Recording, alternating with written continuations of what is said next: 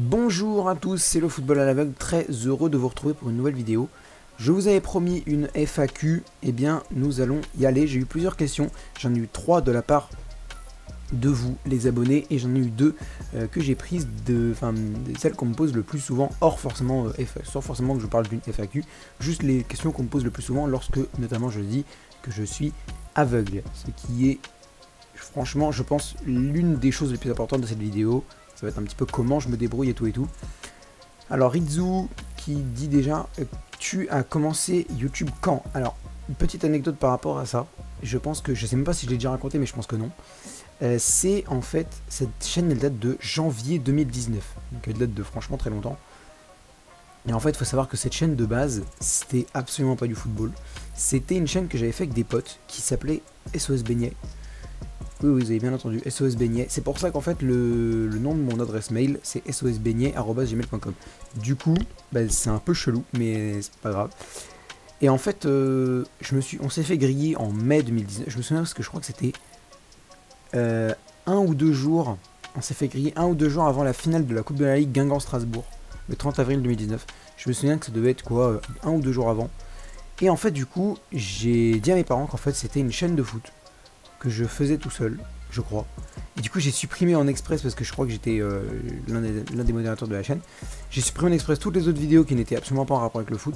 Sauf que mes parents ne sont jamais partis voir la chaîne en question pour savoir si c'était vraiment, du foot ou pas.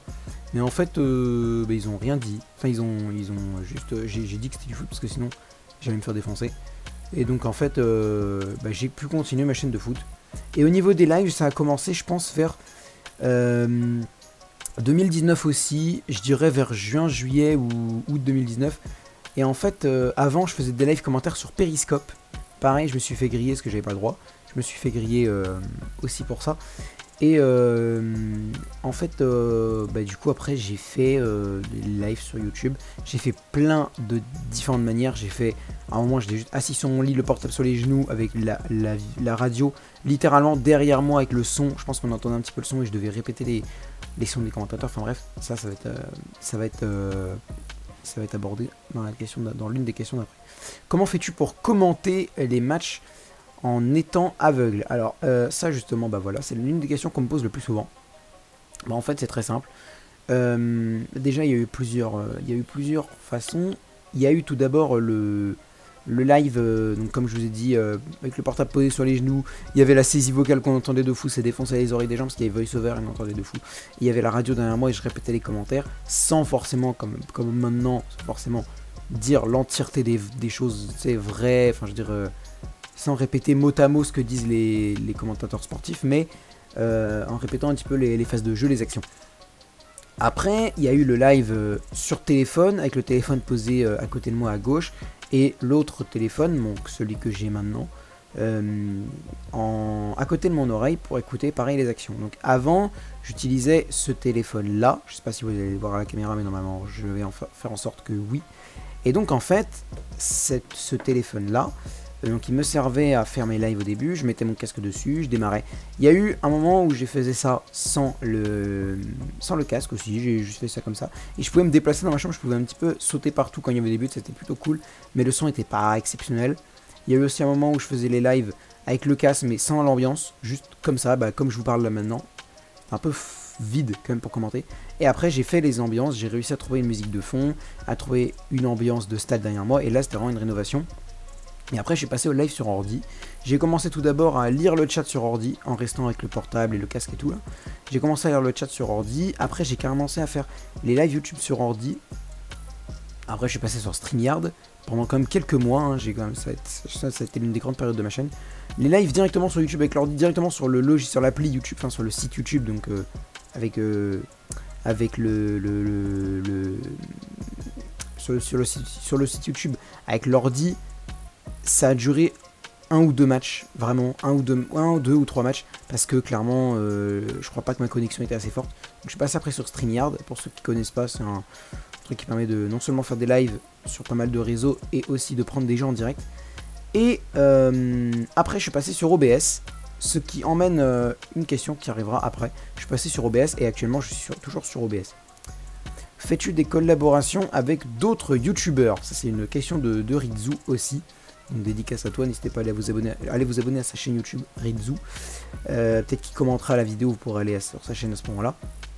En fait, très simplement, j'ai déjà fait des collabs avec des potes à moi, du genre Benjamin Ninja, qui posera la question d'après. Enfin, pas la question d'après, mais la question encore après, bref, vous avez compris. J'ai fait des collabs avec un autre pote qui s'appelle Seb, j'ai déjà fait des... En fait, moi, ce que j'appelle des collabs, parce que là, en fait, c'est des vidéos que je fais avec des potes, en featuring, tu vois, voilà. Mais c'est pas vraiment des collaborations. Moi, ce que j'appelle une collaboration, c'est à la limite une interview. Bah, j'ai fait une interview avec Pierre-Henri Dufay, dédicace à lui, d'ailleurs, si on regarde la vidéo, peut-être. Dédicace à lui aussi. Je vous dirai pas d'aller vous abonner à sa chaîne YouTube parce que ça fait 5 ans qu'elle existe plus. Mais le compte Twitter, Pierre HD, enfin bref, on n'est pas là pour faire de la pub, mais en gros, voilà. Et en fait, c'est ce genre d'interview là en fait. Moi j'appelle ça des collabs. En soi, une collaboration avec quelqu'un que je connais pas, non. J'en ai jamais vraiment fait. Je crois, il me semble que j'avais fait un truc avec Johannes Onefoot qui était en fait à l'époque où je faisais une vidéo sur où je réagissais à la saison de tous les clubs de Ligue 1, y compris Angers et tout ça. Mais vraiment il y avait quoi? Il y avait 2-3 vues sur ces vidéos là. Je me souviens que j'avais fait les 17 premières. Il me restait plus que 3 à faire, mais je devais faire 3 dans la même journée parce que mon calendrier ne me permettait pas. Et je voulais faire ça avant le 1er juin. Ou avant le 9 juin, je crois, avant le début de l'Euro. Ouais, avant le début de l'Euro ou du Mercato, je sais plus. Et sauf qu'en fait, il me restait vraiment... Je devais faire 2 vidéos en l'espace d'un jour. Alors que j'étais crevé, je venais d'entrer à 17h30 du lycée. J'étais vas-y, c'est bon, laisse tomber, j'abandonne. Et j'ai abandonné vraiment à... J'ai fait, je crois, 17 clubs sur 20. Il me restait plus que, je pense, Saint-Etienne, Strasbourg et 3, parce que je faisais ça dans l'ordre alphabétique. Il me restait plus que Saint-Etienne, Strasbourg et 3, et j'ai fait, vas-y, laisse tomber, je peux plus. Je ne peux plus, je pouvais pas. Et en fait, à ce moment-là, du coup, j'ai fait plusieurs collabs, j'ai invité plusieurs youtubeurs. Avec Marseille, j'ai fait avec le Beaufix, avec Johannes Onefoot sur Paris. J'avais fait Lille, je crois, avec Lille, j'avais fait avec un pote à moi qui s'appelle Nolan. Sa chaîne YouTube, c'est Nolan Foot. Et ouais, en gros, j'avais fait ce genre de collab là. Moi, c'est ce genre de collab là que j'avais fait. En interview, j'ai fait celle de mon pote Seb, même si c'était pas vraiment une interview, c'était plus. Ouais, je lui pose des questions, mais c'était pas vraiment une interview, parce que c'était pas vraiment une célébrité. C'est pas vraiment une célébrité, mon pote, mais je me disais que ça pouvait être sympa, et puis c'était cool l'interview, même si je pense que si je la faisais dans d'autres conditions maintenant, elle serait encore mieux. J'ai fait une interview du joueur international de CC Foot, Yvan Wanji, pour ceux qui savent pas, le CC Foot, c'est un sport pour les aveugles et malvoyants. Je vais faire non, pas la conjugaison, le lien. Bref, je sais plus. Il vaut mieux faire le S. Bref, je sais pas, j'ai jamais été très bon en français. Point barre. Et donc j'ai fait une interview aussi avec Pierre-Henri Dufay. Ça oui. Et non, sinon en termes de collab, après je pense que ce sera prévu au fil des gens. Et moi après j'ai pas fait vraiment de par contre j'ai pas fait de collab avec des gens sur leurs vidéos à eux. J'ai fait des featuring avec des potes à moi, Benjamin, Sébastien, sur leur chaîne. Surtout avec Benjamin, on a fait plusieurs vidéos, il y en a une qui est encore prévue d'ailleurs bientôt. Mais en termes d'interview de moi, ou alors une invitation de youtubeurs vraiment qui vivent de leur passion, après c'est normal, hein, j'ai presque 500 abonnés, donc je pense pas que je suis l'invité idéal. Mais non, j'ai jamais eu ça, mais j'espère bientôt pouvoir faire ça. Ça serait un grand plaisir de pouvoir intervenir sur des chaînes YouTube telles que, je sais pas moi, AZ Story, Immigré Parisien, Parisien 88. Je vise haut, mais si jamais c'est possible, ouais, franchement, ça pourrait être avec grand plaisir. Ça serait avec grand plaisir. Franchement, ouais. Maintenant, évidemment, là j'ai presque 500 abonnés. Je pense que personne ne me connaît dans le monde assez vaste quand même du YouTube game, mais genre très... Les grands youtubeurs qui ont 100 000 abonnés, tu vois, je pense que je suis connu de nom, genre... Tu vois Tilouk, oui, je vois vite fait, tu vois, mais genre... par exemple, AZ Story, oui, je pense il voit largement qui je suis. Raf Football, je pense qu'il voit un petit peu qui je suis. L'immigré parisien, pas du tout. Je pense qu'on lui dit, tu connais Tilouk Football, le football à l'aveugle, machin. Il sait pas du tout qui c'est, et je pense que c'est totalement normal. Thomas parle foot, la même, clairement. Je pense que ouais, c'est Raf et AZ, surtout AZ, hein. Clairement AZ, oui. AZ, oui. Raf, un tout petit peu, un tout petit peu. Mais bref. Mais bref, franchement, ouais, dans des collabs avec des gens sur ma chaîne, c'est déjà arrivé, mais plus en interview. Mais surtout des collabs sur les chaînes des autres gens. Genre où c'est pas, la vidéo vient pas de moi, quoi, tu vois, où c'est moi la personne invitée. Non, pas encore, mais ça sera avec plaisir.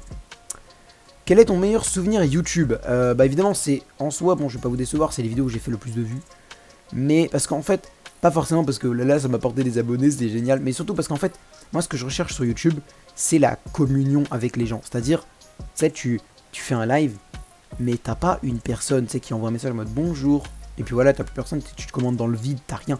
Et là, tu sais, dans ces moments-là, il y avait 49 spectateurs en même temps, c'était un QVI PSG, il y avait des messages de partout, je débattais en même temps de commenter, c'était vivant quoi, c'était vivant de fou. Et puis aussi, il y a des moments où, par exemple, pendant Écosse-République tchèque, d'un côté, t'avais le nombre d'abonnés qui montait, il y a un pic de 23, avant je faisais un pic de 15, de 14, de... Enfin, c'était vraiment pas des stats de fou quoi, et là, je passe à 23. Donc vous imaginez que quand je suis passé à QVI PSG à 49, j'ai doublé d'un coup, j'étais en mode ah bah d'accord, bah ouais, ok, vas-y. Mais à 23, en plus, c'était un moment où je n'avais pas le casque sur les oreilles. Là, tout à l'heure, je vous ai expliqué que je faisais mes lives forcément avec le casque sur les oreilles. Et bah, c'était à ce moment-là, et c'est le moment Écosse-République tchèque à l'Euro 2021, parce que moi j'appelle ça 2021, où Patrick Schick qui marque son but de 40 mètres. Et là, du coup, j'avais pas de casque sur les oreilles. Donc j'ai pu sauter partout dans la chambre en mode go, le but de fou de Patrick Schick et tout, de 40 mètres. Et je me souviens de ça, franchement, c'était l'un de mes meilleurs souvenirs en live, largement. L'un de mes pires, franchement, l'un de mes pires, c'était en fait, pas forcément l'un des pires, parce que je suis jamais sorti en larmes d'un live. Par contre, il y a un moment où j'étais dans une rage, mais folle, c'était pendant un Marseille-Rennes. C'était juste après le décès de René Malville. S'il y en a qui connaissent, il y en a qui connaissent pas. Voilà, René Malville, c'est un grand supporter de l'Olympique de Marseille.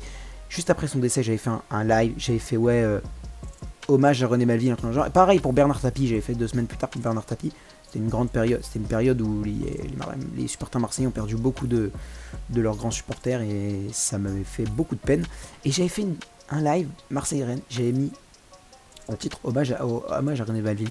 Et j'ai reçu une tonne d'insultes en mode ouais, René Malville, c'est heureusement qu'il est mort et tout. Mais j'étais en mode mais comment tu peux dire ça quoi? Comment tu peux avoir, même ne serait-ce qu'en rigolant, comment tu peux avoir la décence de dire ça un jour après? Même comment tu peux avoir la décence de dire ça tout court, mais bref, c'est un autre débat.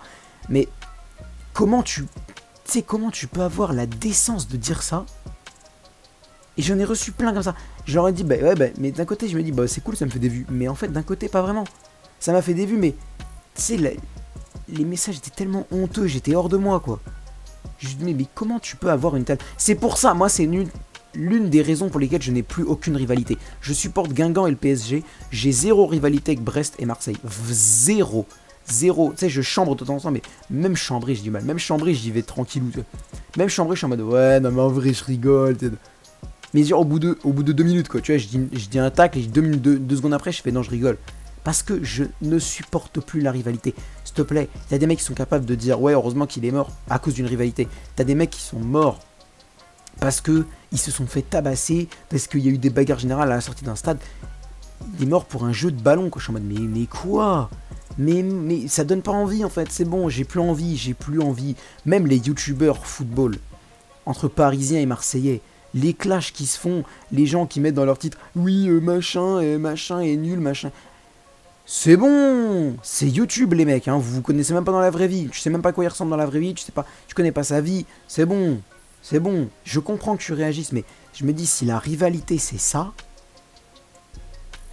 ah c'est bon, moi j'ai pas envie, c'est bon, non je laisse tomber, faites ça sans moi, c'est bon, je me démerderai autrement, faites ça sans moi, vraiment, tu te dis mais comment quoi, enfin bref, mais voilà, mon meilleur souvenir c'est sûrement Écosse-République tchèque, et QVI PSG, et mon pire ça devait être ça devait être ça, et je pense le France-Suisse quand même que j'ai fait, le France-Suisse. Benjamin Ninja pour la dernière question, as-tu du mal à utiliser OBS en étant aveugle? Alors OBS, au début j'ai installé 2 fois OBS, la première fois j'ai installé, même là j'ai pas vraiment galéré, mais un peu quand même, c'est à dire que en fait j'avais pas le truc audio du bureau qui permet d'utiliser, qui permet de mettre de la musique et que ça s'entende bien, tu vois. Bah ça, j'avais pas encore compris. Du coup, je me disais en vrai, ça change pas vraiment des lives sur l'application YouTube ou sur mon portable ou alors avec StreamYard. Donc je me dis, ça sert strictement à que dalle. Mais à un moment, avec StreamYard, le problème, c'est que le casque, il faisait n'importe quoi.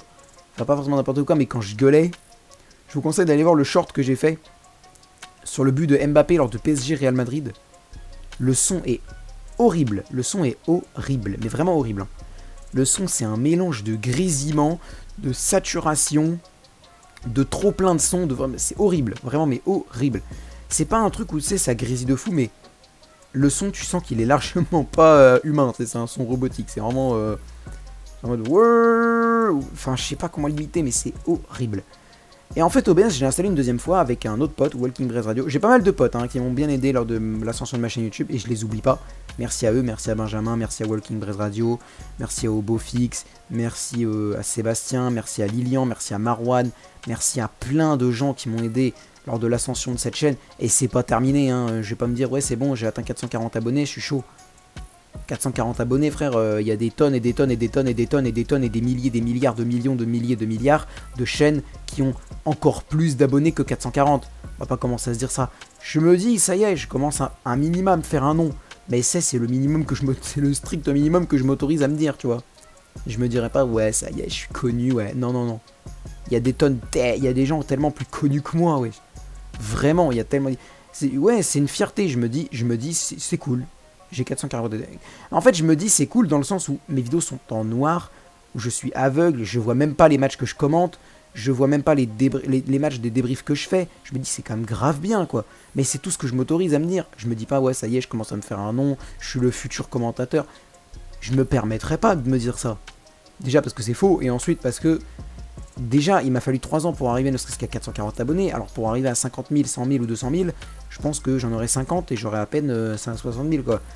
Peut-être que plus, de toute façon, plus t'as d'abonnés, plus t'as d'abonnés. C'est con, hein, mais plus tes abonnés ils montent, plus tu en gagnes rapidement. C'est ce que j'ai remarqué. Mais plus tu en perds aussi, tu vois. Plus tu en gagnes rapidement, mais plus tu en perds aussi, tu vois. Et enfin bref. Mais du coup, pour OBS, la deuxième fois, du coup, je l'ai utilisé. En fait, c'est très simple. C'est très simple. Tu te déplaces juste avec tabulation, tu fais audio du bureau, tu fais cocher. Est-ce que c'est coché? Est-ce que c'est décoché? Est-ce que c'est coché? Oui. Si c'est coché, ça veut dire que c'est muet. Si c'est décoché, ça veut dire que c'est pas muet. Pareil, audio du microphone, bah pareil, c'est micro, pas micro, machin.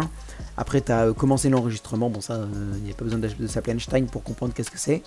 Gérer la diffusion, tu mets juste le titre, la diffusion. Après, tu as des trucs un peu plus techniques, genre latence du truc, activer le contrôle en direct. Enfin, t'as plein de trucs comme ça, je vais pas aller sur OBS voilà, mais t'as plein de trucs comme ça, je comprends pas vraiment ce que c'est. Je vais aller un petit peu